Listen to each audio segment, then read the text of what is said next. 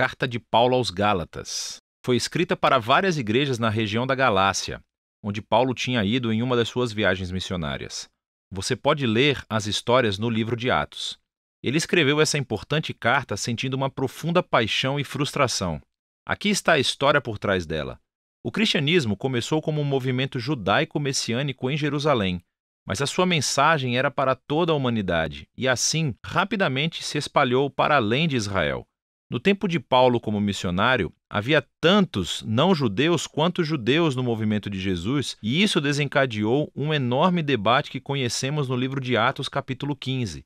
Historicamente, o povo da Aliança de Deus estava focado em um grupo étnico, Israel, e eles foram separados através das práticas ordenadas na Torá, como a circuncisão dos homens, comer kosher, observar o sábado. E havia muitos cristãos judeus que acreditavam que, para todos esses não-judeus realmente se tornarem parte da família de Deus, eles precisavam obedecer às leis da Torá. E assim, alguns desses cristãos judeus acabaram vindo para as igrejas da Galácia. Eles estavam falando mal de Paulo e exigindo a circuncisão de todos esses homens não-judeus cristãos. E muitos deles foram circuncidados. E quando Paulo soube disso, ele ficou com o coração partido e irritado. E eis que surge essa carta. Primeiro, Paulo desafia os Gálatas com seu resumo da mensagem do Evangelho sobre o Messias crucificado.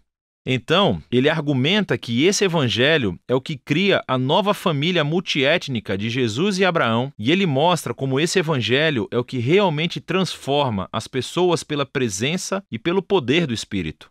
Ele começa expressando sua perplexidade por os Gálatas terem abraçado um Evangelho diferente. É o evangelho promovido por esses cristãos que falam mal de Paulo e exigem a circuncisão. Então, Paulo defende primeiro a autenticidade da sua mensagem e autoridade como um apóstolo. Ele foi enviado pelo próprio Jesus ressuscitado para ir ao mundo não-judeu.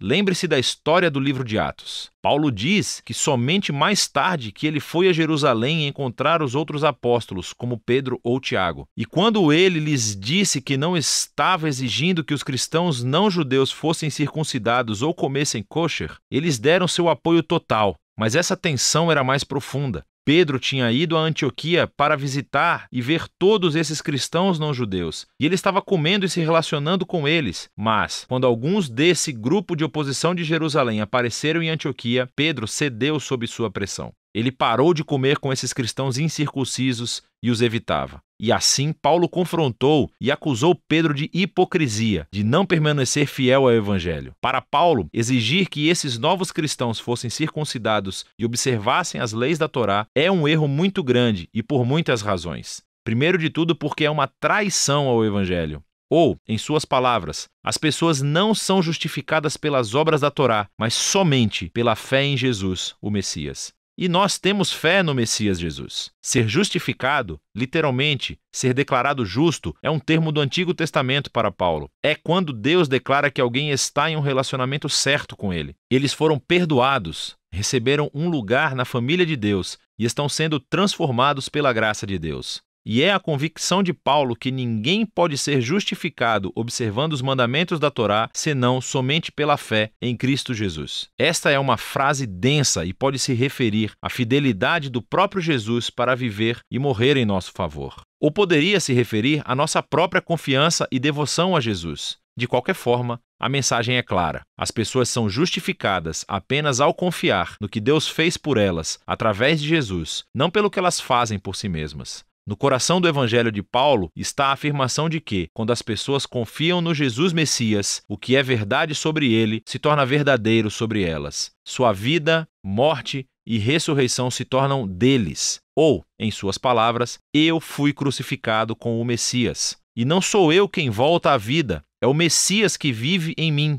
E a vida que agora vivo, eu vivo pela fé no Filho de Deus, que me amou e se entregou por mim. E então, a razão pela qual qualquer um pode dizer que está bem com Deus ou que pertence à família da aliança de Jesus não é porque obedeceu às leis da Torá. É somente por causa do que Jesus fez por eles, que eles nunca poderiam fazer por si mesmos. Agora, essa compreensão profunda do que Jesus realizou tem enormes implicações para quem pode agora fazer parte da família da aliança de Deus e o que significa viver como um membro dessa família. Então, Paulo primeiro menciona as histórias sobre Abraão em Gênesis, como ele foi justificado ou declarado justo diante de Deus simplesmente por ter fé. Ao confiar na promessa de Deus, naquele dia, todas as nações encontrariam a bênção de Deus através dele e de seus descendentes. O propósito de Deus era sempre ter uma família grande, multiétnica, de pessoas que se relacionam com ele com base na fé, não nas leis da Torá. Mas isso levanta uma questão importante. Por que foi então que Deus deu as leis da Torá a Israel? Aqui, Paulo oferece uma explicação muito breve e densa, que mais tarde ele completará em sua carta aos Romanos. Ele observa que as leis da Torá foram dadas a Israel no Monte Sinai muito depois da promessa de Deus a Abraão. E se você ler a Torá cuidadosamente, ele diz: você verá que Deus sempre desejou que as leis fossem uma medida temporária. Ele diz que as leis tiveram um papel negativo e positivo. Negativamente,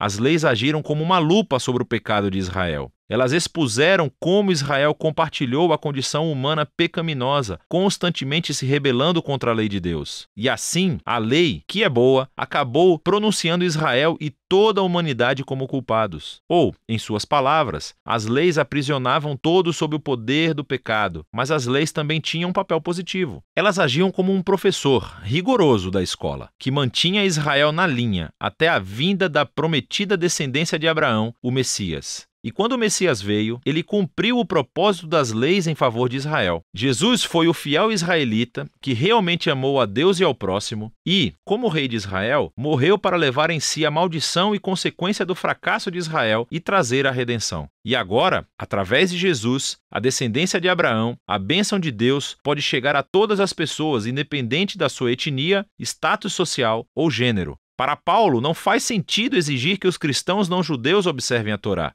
Esse tipo de exigência age como se Jesus não tivesse cumprido a promessa de Deus ou lidado com os nossos pecados. Negligencia a nova liberdade adquirida para nós através de Jesus e do dom do Espírito e limita a promessa e bênção de Deus a uma família étnica. Mas os adversários de Paulo podem argumentar que as leis da Torá são um guia comprovado para viver de acordo com a vontade de Deus. Como os cristãos não judeus aprenderão isso? Paulo responde nos capítulos 5 e 6, descrevendo como a presença transformadora de Jesus através do Espírito é o segredo. As leis da Torá são boas, são sábias, diz Paulo. De fato, todas elas podem ser resumidas como Jesus fez no mandamento de amar ao próximo como a si mesmo. Mas as leis, boas como são, não deram a Israel o poder de obedecê-las. Em comparação, a boa nova é que Jesus cumpriu as leis em nosso nome. E agora, ele vive em nós através do Espírito, transformando o seu povo em novos seres humanos que cumprem a lei amando os outros. Então, Paulo continua, o contraste é entre a antiga e a nova humanidade. Os hábitos da antiga humanidade são óbvios. Estes são comportamentos que desumanizam as pessoas, destroem relacionamentos e comunidades inteiras. E, enquanto as leis da Torá proibiam esses comportamentos, Jesus realmente aniquilou-os na cruz. Então, quando uma pessoa confia em Jesus e vive em dependência do Espírito, a vida de Jesus se torna dessa pessoa e produz aquilo que Paulo chama de fruto do Espírito. Este é o modo de vida de Jesus que ele quer reproduzir na sua família, para que se tornem pessoas de amor, alegria, paz, paciência, bondade, fidelidade, humildade, gentileza e autocontrole. Mas esse fruto não é automático, diz Paulo. Ele requer cultivo, assim como um fruto real. Ou, em suas palavras, se vivemos pelo Espírito, temos que nos manter em sintonia com o Espírito. Isso requer intencionalidade. Temos que aprender a podar os nossos velhos hábitos e cultivar novos e, ao fazê-lo, somos levados pelo Espírito à medida que Jesus renova as nossas mentes e corações e nos torna pessoas que amam a Deus e aos outros.